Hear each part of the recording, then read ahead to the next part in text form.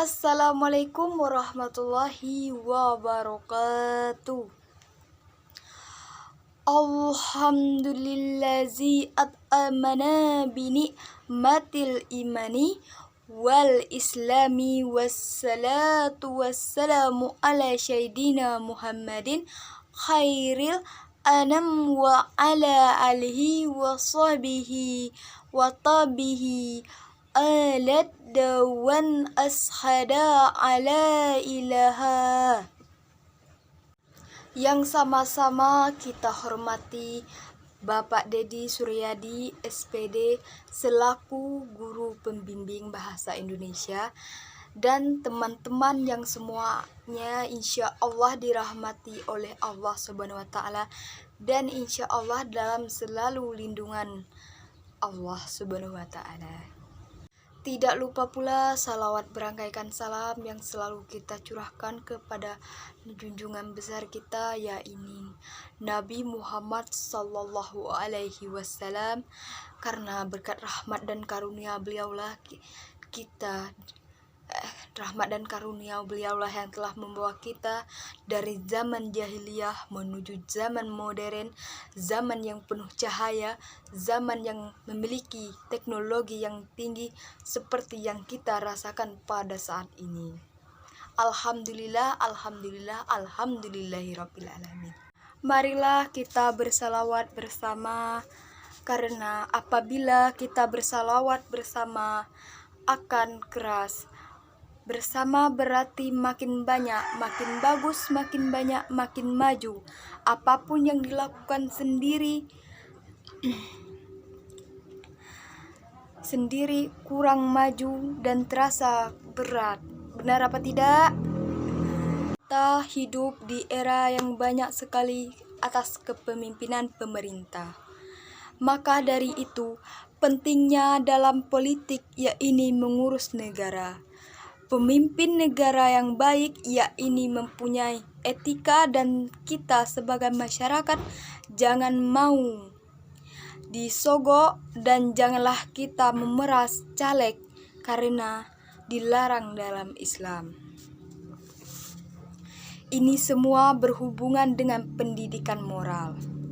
Karena pendidikan moral itu sangat erat kaitannya dengan kemajuan bangsa.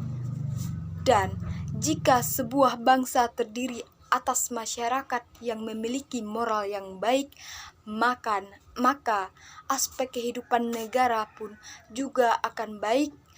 Dan begitu juga sebaliknya, jika kita hidup di negara yang memiliki moral yang buruk, maka aspek kehidupan negara pun akan terasa buruk. Apapun yang diinginkan, apabila disertai usaha dan doa, semuanya akan dimudahkan oleh Allah Subhanahu wa Ta'ala. Pada kesempatan yang indah kali ini, perkenankan saya Rani Guspina untuk menyampaikan beberapa patah kata mengenai pendidikan moral. Teman-temanku sekalian yang insya Allah dirahmati oleh Allah Subhanahu wa Ta'ala, amin. Di era globalisasi seperti sekarang, tanpa kita sadari, pendidikan moral sudah mulai dipandang sebelah mata. Buktinya dapat kita ambil dari pilpres, caleg. Karena ketika caleg datang berilmu dan berkata kepada Bapak Ibu sekalian, saudara-saudari, Bapak Ibu yang berbahagia, pilihlah saya sebagai calon pilpres tahun depan, maka saya akan membangun jalan, mengaspal, dan akan memajukan perekonomian warga. Serta saya akan memberikan bonus uang jika saya memenangkan pilpres ini.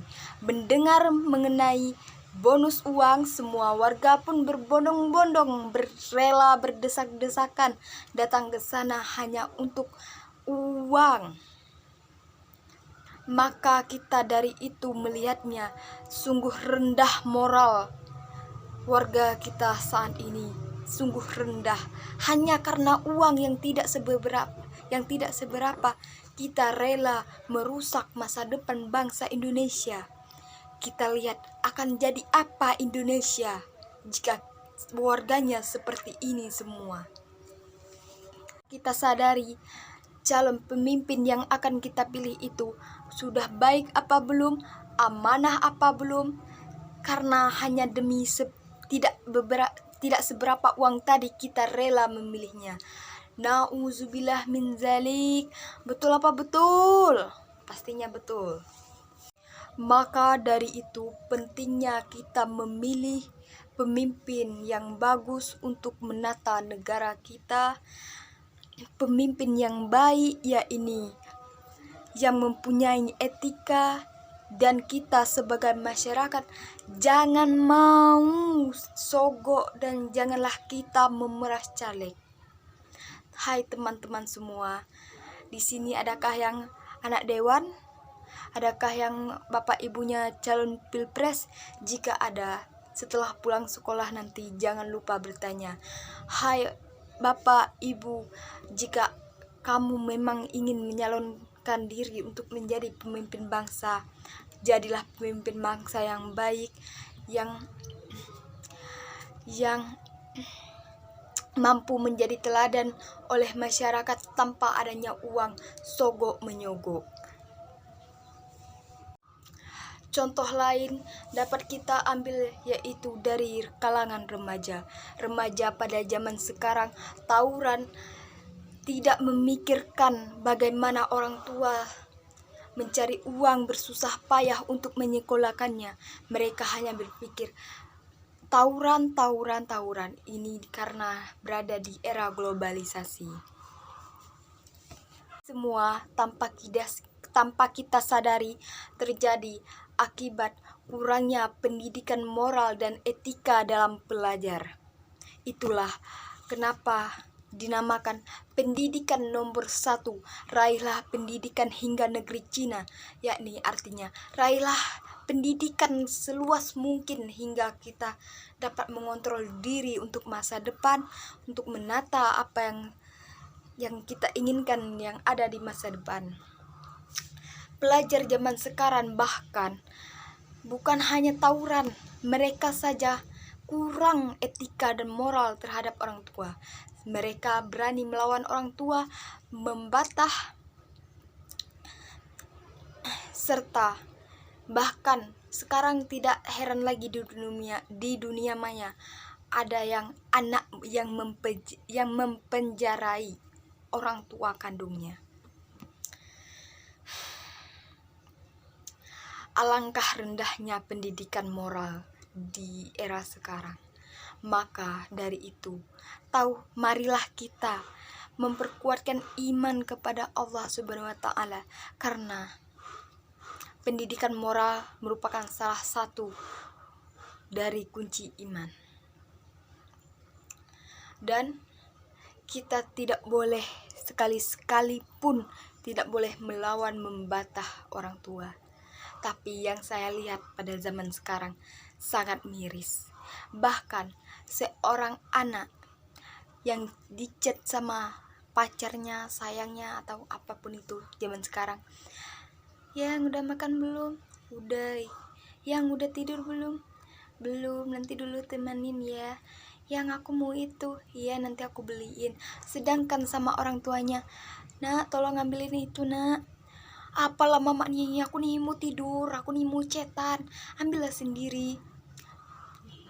Astagfirullahaladzim, nauzubillah min zalik. Semoga saja di antara kita di sini tidak ada yang mendekati itu semua. Tahukah kalian,